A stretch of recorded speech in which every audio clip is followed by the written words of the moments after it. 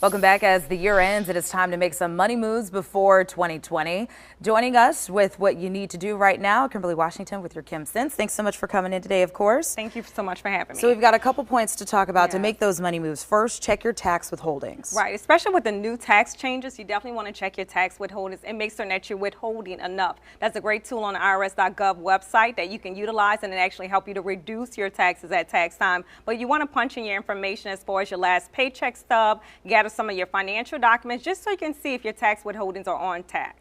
Kim, you also advise that people create a giving strategy. Right. So many people, this is the great time of the year, of course, before the end of the year to give, but many people may miss out on those itemized deductions because we know that within the last 2 years, those amounts for standard deduction has now increased. So you want to see whether or not it will play a part with your deductions as far as tax time, but just get an idea. And if you're really concerned with itemized deductions, maybe consider bunching those deductions together in 1 year, maybe skipping every year so that you can take advantage of those tax donations at tax time. Your third point today to create some of these money moves is require minimum distributions. What do you mean by that? So if you're an individual who's 70.5 years of age, rather, you're required to take a distribution from your IRA or your retirement account. If you fail to do so, it could be a 50% penalty. So you want to talk to a financial advisor or a professional and get an idea how much you have to take out because, again, you can be penalized if you don't take out enough.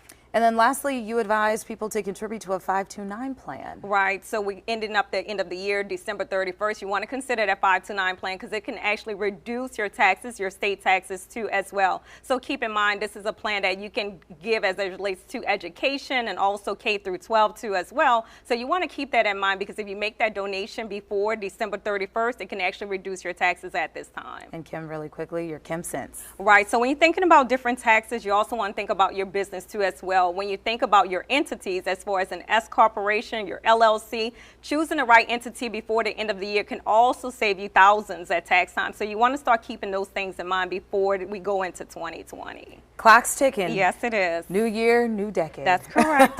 Kim, thank you so much. Thank we you so appreciate much. you. Thank We'll you. We'll be right back after this quick break.